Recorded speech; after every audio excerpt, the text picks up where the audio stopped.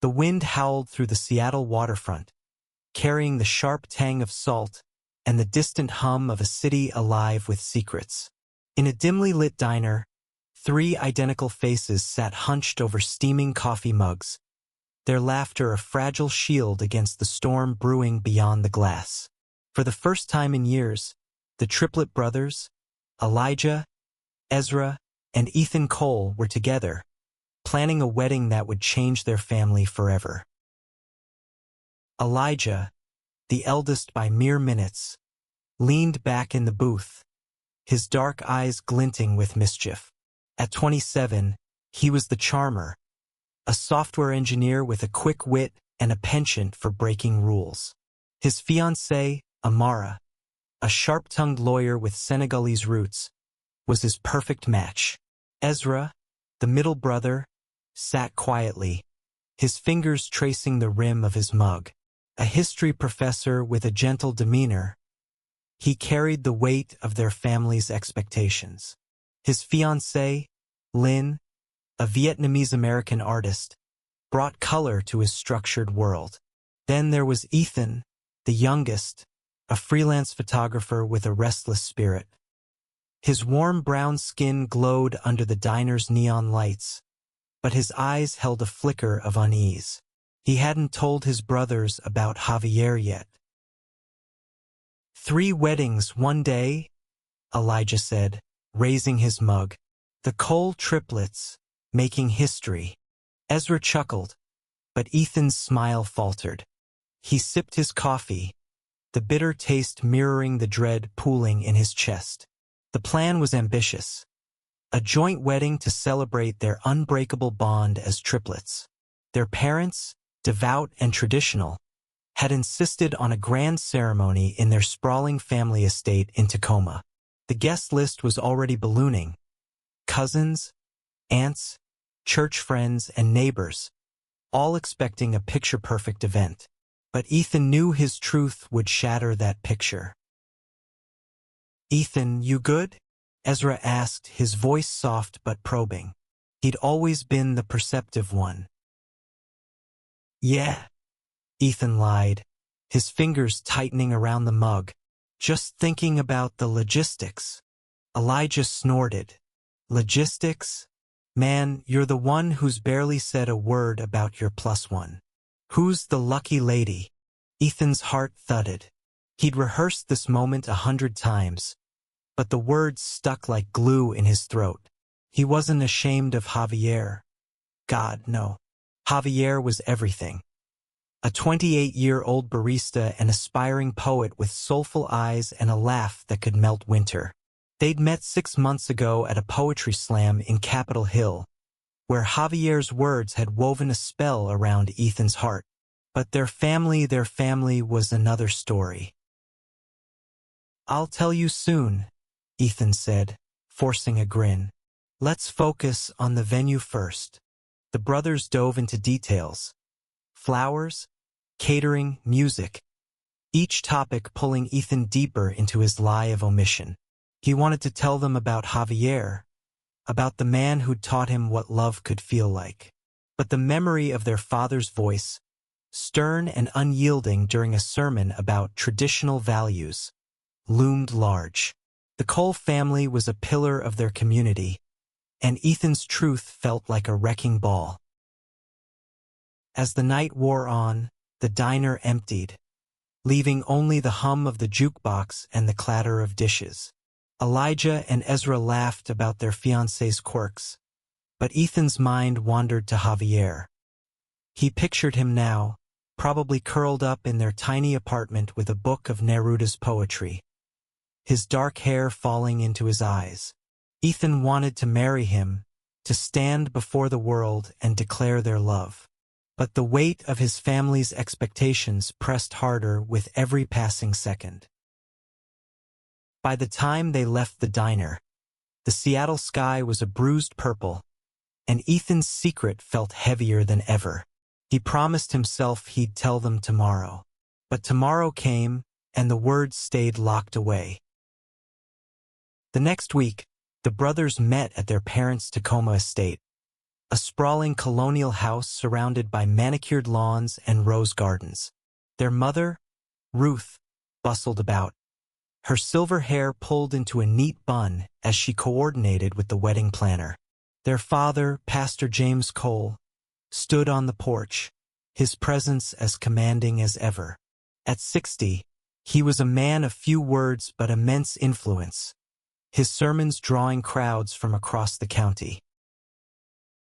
Elijah, Ezra, Ethan, James said, his voice warm but formal as he greeted his sons. This wedding will be a testament to our family's values. Unity, faith, love. Ethan's stomach twisted.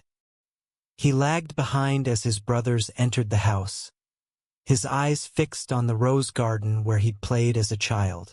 Back then, he'd believed his family's love was unconditional. Now he wasn't so sure.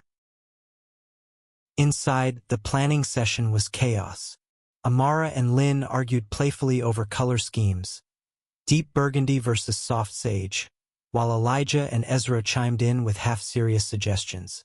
Ethan sat quietly, sketching in his notebook, his mind miles away.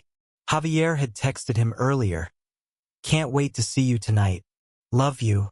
The words were a lifeline, but they also sharpened his fear.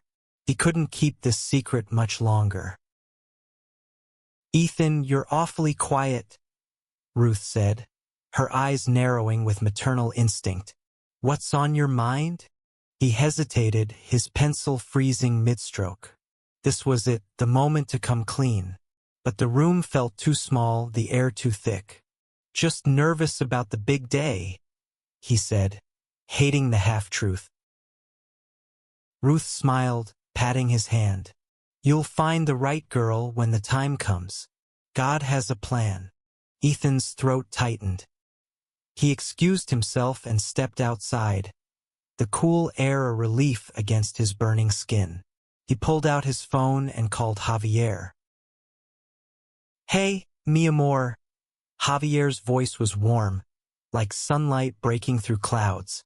"How's it going with the family?" Ethan leaned against a tree, closing his eyes. "It's complicated. I want to tell them about us, but you're scared," Javier finished gently. "I get it. I've been there. My family didn't take it well either, but we got through it. You will too." Ethan wanted to believe him, but the weight of his father's expectations, his mother's gentle hope, and his brother's camaraderie felt like chains. "I just need a little more time," he said. "Take all the time you need," Javier replied. "I'm not going anywhere." That night, Ethan lay awake in his childhood bedroom, staring at the ceiling. He thought of Javier's laugh, his touch, the way he made Ethan feel seen. He thought of his brothers, their shared history, their unbreakable bond. And he thought of the wedding, now only 2 months away. He couldn't hide forever, but the thought of losing his family, of being cast out, kept him silent. The Seattle rain fell in a steady drizzle, mirroring the unease in Ethan's heart as he drove to meet Javier at their favorite cafe in Capitol Hill. The neon sign of poetry and grounds glowed through the mist, a beacon of warmth. Inside, Javier sat at a corner table, his notebook open, a pen poised between his fingers. At 28, Javier Morales was a vision of quiet strength. Hispanic, with deep brown eyes that held stories of resilience and a smile that could disarm anyone. Ethan's chest loosened at the sight of him. "You look like you're carrying the world," Javier said as Ethan slid into the booth. He reached across the table, his hand brushing Ethan's. "Talk to me." Ethan exhaled, the weight of his secret pressing harder. "I almost told them today. My mom asked about my +1, and I froze. I hate this. I hate hiding you." Javier's expression softened, but there was a flicker of pain in his eyes. "I know it's hard, Ethan, but you're not hiding me. You're protecting us. For now." Ethan wanted to argue, to promise he'd shout their love from the rooftops, but the memory of his father's sermons, words like sin and tradition hurled like stones, kept him quiet. Instead, he squeezed Javier's hand, grounding himself in the warmth of his touch. The cafe buzzed with life, students typing furiously, poets murmuring verses, baristas calling out orders. Ethan and Javier had spent countless evenings here, lost in conversation or stealing kisses between stanzas. It was their sanctuary, a place where Ethan could be himself. But even here, the outside world crept in. A news channel played on a TV above the counter, flashing images of protests over marriage equality. Ethan's stomach churned. The world was changing, but not fast enough for his family. "Let's talk about something else," Javier said, sensing Ethan's tension. "What's the wedding vibe? Fancy suits?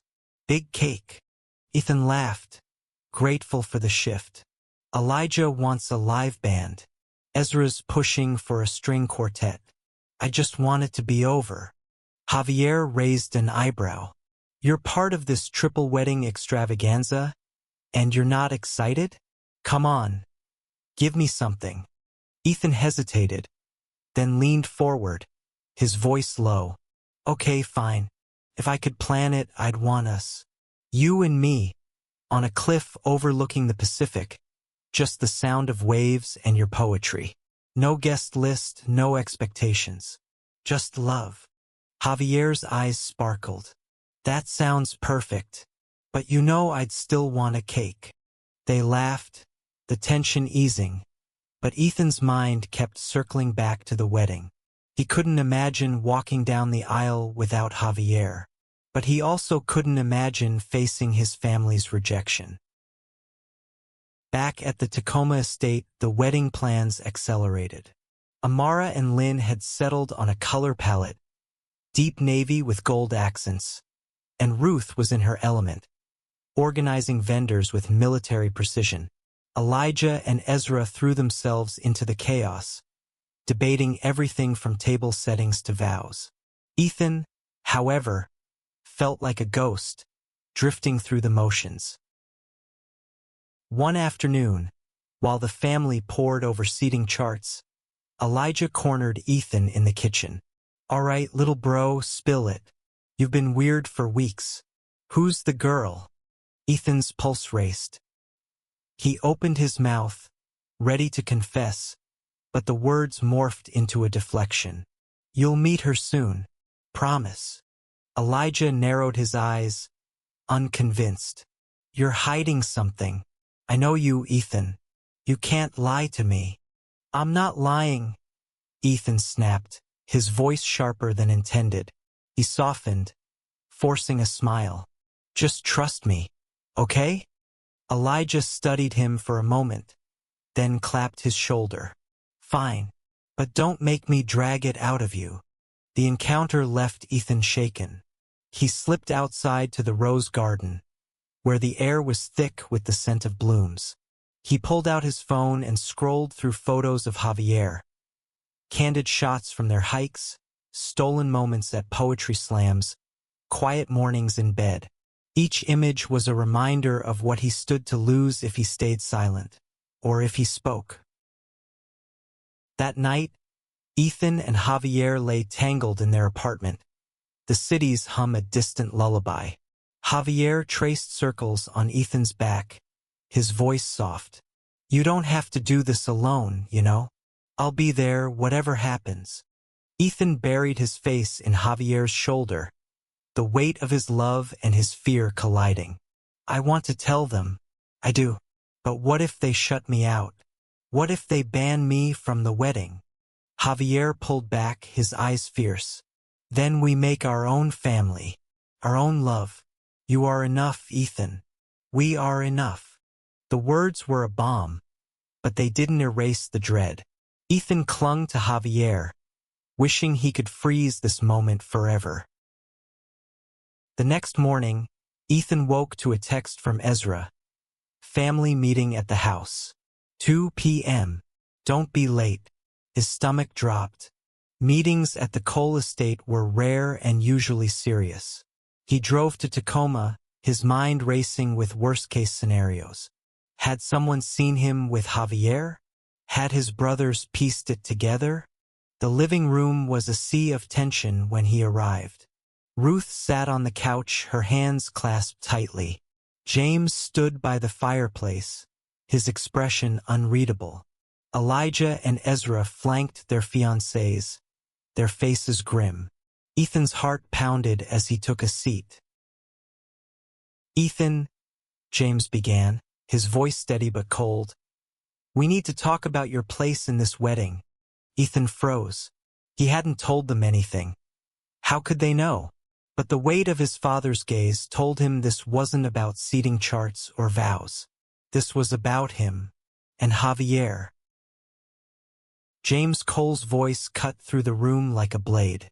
"We've heard things, Ethan. About you.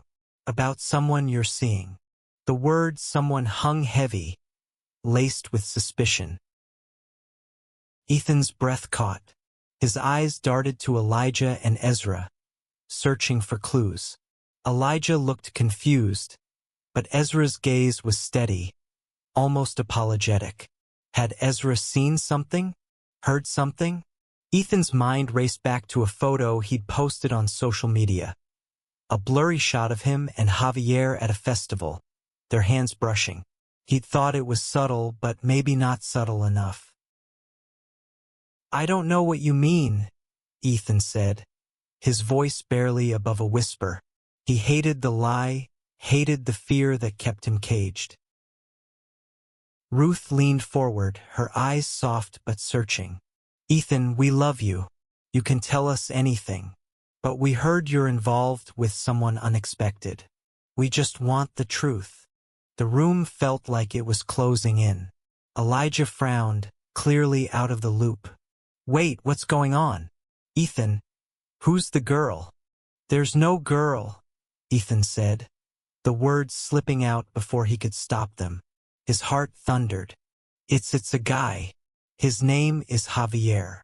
Silence crashed over the room. Ruth's hands tightened in her lap. James's jaw clenched, his eyes narrowing. Elijah's mouth fell open, while Ezra's expression remained unreadable. Amara and Lynn exchanged glances, their faces a mix of surprise and empathy. "A guy," James repeated, his voice low and dangerous. "Ethan, this is not what we raised you to be." The words hit like a punch. Ethan's vision blurred, but he forced himself to stand tall. "I'm not asking for your permission, Dad. I love him. I want to marry him." Ruth gasped, her hand flying to her mouth. "Marry? Ethan, you can't. This isn't right. The wedding, the family, our community, we can't condone this." Elijah finally found his voice. "Hold up. You're gay? Since when? Why didn't you tell us?" "I wanted to," Ethan said, his voice cracking. "But I was scared. Scared of this." He gestured at the room, at the judgment in his parents' eyes. Ezra spoke up, his tone calm but firm. "Ethan, I saw you with him. At the festival. You looked happy. I didn't say anything because I wanted you to tell us when you were ready." Ethan's eyes stung. Ezra had known, and he hadn't betrayed him. But the relief was short-lived. James stepped forward, his presence towering. "This is a family wedding, a sacred event. If you insist on this lifestyle, you cannot be part of it." The words were a gut punch. Ethan's knees buckled, but he caught himself on the arm of the couch. "You're banning me? From my own brother's wedding. You're choosing this over your family," James said, his voice unyielding. "We cannot support sin." Amara stood, her lawyer's instinct kicking in.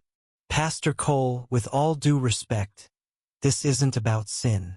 It's about love. Ethan's not hurting anyone." Lynn nodded, her voice quiet but steady. "He's your son. Doesn't that mean anything?" Ruth's eyes filled with tears, but she said nothing. James shook his head. This is not up for debate. Ethan, if you bring this man, you are not welcome. The room spun. Ethan looked at his brothers, pleading silently for support. Elijah looked torn, his loyalty split between family tradition and his brother. Ezra reached for Ethan's shoulder, but Ethan pulled away. I need to go, Ethan said, his voice hollow. He grabbed his jacket and walked out, the slam of the door echoing behind him. Back in Seattle, Ethan collapsed onto the couch in his and Javier's apartment. Javier was there in an instant, pulling Ethan into his arms. What happened, mi amor? They know, Ethan choked out. They banned me from the wedding. My own family. Javier held him tighter, his voice fierce. They don't get to define you, or us. We'll make our own way. But Ethan's heart was a battlefield. He'd always known his family's beliefs were rigid, but he'd hoped, prayed, they'd choose him over dogma. Now that hope was ash. The next few days were a blur. Ethan threw himself into his photography, capturing the raw beauty of Seattle's streets. The graffiti, the rain-slicked pavement, the faces of strangers who didn't know his pain. Javier was his anchor, cooking dinner, reading poetry, reminding Ethan that love was worth fighting for. But the wound of his family's rejection festered. One evening, Ezra showed up at their apartment unannounced. Ethan opened the door, bracing for another fight, but Ezra's expression was soft, almost guilty. I'm sorry, Ezra said, stepping inside. I should have spoken up more. I don't agree with Dad. You're my brother, Ethan. That hasn't changed. Ethan's throat tightened. Then why didn't you say that back there? I was shocked, Ezra admitted. But I'm here now. I want to meet Javier. I want to understand. Javier emerged from the kitchen, his presence warm but guarded. You must be Ezra, he said, extending a hand. Ethan's told me a lot about you. Ezra shook his hand, a small smile breaking through. You make him happy. I can see that. They talked for hours, the tension easing with every word. Ezra shared stories of his own struggles with their parents' expectations, and Javier opened up about his journey coming out to his own family. By the end of the night, Ethan felt a flicker of hope. Maybe he hadn't lost everyone. But the wedding loomed closer, and with it, the reality of his banishment. Elijah called, his voice strained.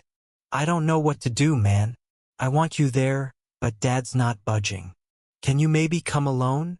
The question stung. Ethan hung up without answering, his heart torn between love for his brothers and loyalty to Javier. The weeks before the wedding were a tightrope walk. Ethan oscillated between rage and grief, his days split between Javier's unwavering support and the silence from his parents. Elijah called again, pleading for Ethan to attend the wedding alone, but Ethan refused. I'm not leaving Javier behind, he said, his voice firm despite the ache in his chest. If you want me there, you get both of us. Elijah sighed on the other end. I'm trying, Ethan. I don't want to lose you. Then stand up for me? Ethan snapped before hanging up. The words lingered, heavy with truth. He wanted his brother's support, but he couldn't force it. Javier, ever the optimist, suggested a distraction. They spent a weekend hiking in Olympic National Park, the towering pines and crashing waves a temporary escape. Javier read poetry by a campfire, his voice weaving stories of love and resilience. Ethan captured it all through his lens. Javier's silhouette against the sunset, the way his eyes crinkled when he laughed. These moments were Ethan's rebellion, proof that their love was real and worth fighting for. But reality crept back. Social media buzzed with wedding updates, Amara's dress fittings, Lynn's floral sketches, Elijah's goofy bachelor party photos. Ethan scrolled through them, each post a reminder of his exclusion. He unfollowed the family group chat, the pain too raw. One evening, Amara and Lynn showed up at Ethan's apartment, their faces a mix of determination and empathy. "We're not here to fight," Amara said, holding up a bottle of wine. "We just want to talk." Over glasses of Merlot, they listened as Ethan poured out his heart. His love for Javier, his fear of losing his family, his anger at being forced to choose. Lynn reached for his hand. "You don't have to choose. We want you at the wedding. Both of you." Amara nodded. "Your dad's wrong on this one, Ethan. We've been talking to Elijah and Ezra. They're trying to change his mind." Ethan's eyes stung. "It's not just Dad. It's the whole community. They'll judge us. They'll judge you for standing with us." "Then let them," Lynn said fiercely. "Love isn't about fitting in. It's about standing up." Their words sparked something in Ethan, a resolve he hadn't felt before. He and Javier started planning their own ceremony, a small, defiant act of love. They scouted locations, a cliffside in Puget Sound, a quiet meadow in the Cascades, dreaming of a day that was theirs alone. But the thought of missing his brother's wedding still gnawed at him. A week before the wedding, Ezra invited Ethan and Javier to dinner at his apartment. Elijah was there too, his usual bravado subdued. Amara and Lynn cooked, filling the space with the scent of garlic and herbs. The atmosphere was tense but warm, a fragile attempt at reconciliation. "I talked to Dad," Elijah said, breaking the silence. "He's stubborn, but I told him I want you there, Ethan, no matter what." Ethan's heart lifted, but he stayed cautious. "And Javier?" Elijah hesitated, his eyes flickering to Javier. "I'm working on it. I've never dealt with this before. I don't want to lose you, but I don't know how to fix this." Javier spoke up, his voice steady. "You fix it by choosing love over fear. That's what Ethan's doing. That's what we're all doing in our own way." The table fell silent, the weight of Javier's words settling over them. Ezra nodded, his eyes bright with emotion. "He's right. We're family. We figure this out together." That night, Ethan felt a shift. His brothers weren't fully on board yet, but they were trying. It was more than he'd expected, but less than he needed. The day before the wedding, Ethan made a decision. He and Javier drove to the Tacoma estate, uninvited, their hands clasped tightly. The house was a flurry of activity. Caterers, florists, guests arriving early. Ruth spotted them first, her face paling. "Ethan, what are you doing here?" she asked, her voice trembling. "I'm here to be with my family," Ethan said, his voice steady. "This is Javier. He's my family too." James appeared, his expression thunderous. "You were told not to come if you brought him." Ethan stood his ground, Javier's hand anchoring him. "I'm not here to fight. I'm here to celebrate my brothers. If you can't accept that, that's on you." The standoff drew eyes, guests, relatives, the wedding planner. Elijah and Ezra emerged, their faces a mix of shock and admiration. Amara and Lynn flanked them, their presence a quiet show of support. "Dad," Ezra said, stepping forward, "this is Ethan's truth. If we can't accept it, we're the ones missing out." James's jaw tightened, but Ruth touched his arm, her eyes pleading. "James, he's our son." The moment stretched, taut and fragile. Finally, James spoke, his voice low. "You can stay, but he doesn't walk in the ceremony." It wasn't acceptance, but it was a crack in the wall. Ethan nodded, his heart heavy but resolute.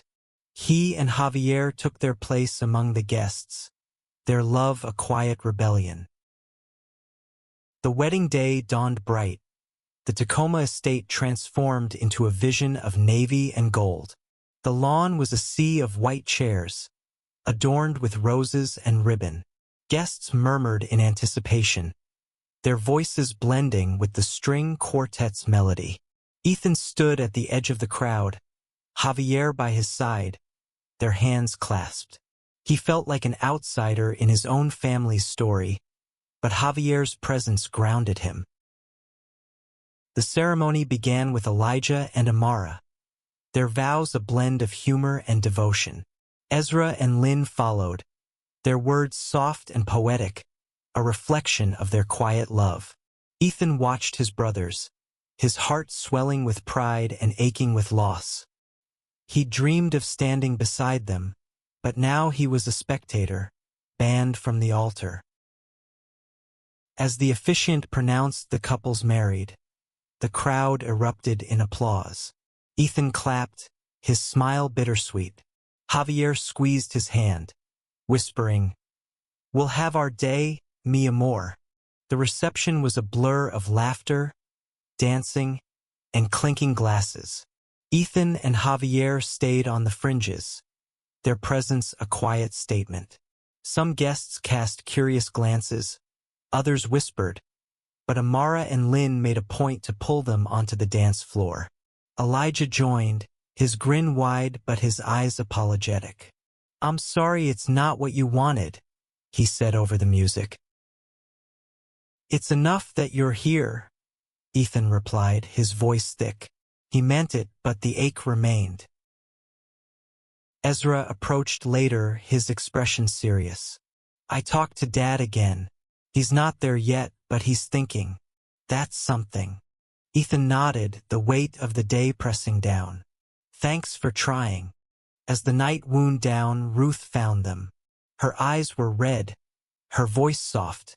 "Ethan, I don't understand everything. But I don't want to lose you." Ethan's throat tightened. "I don't want to lose you either, Mom. But I won't hide who I am." She reached for his hand, then Javier's. "I'm trying," she whispered.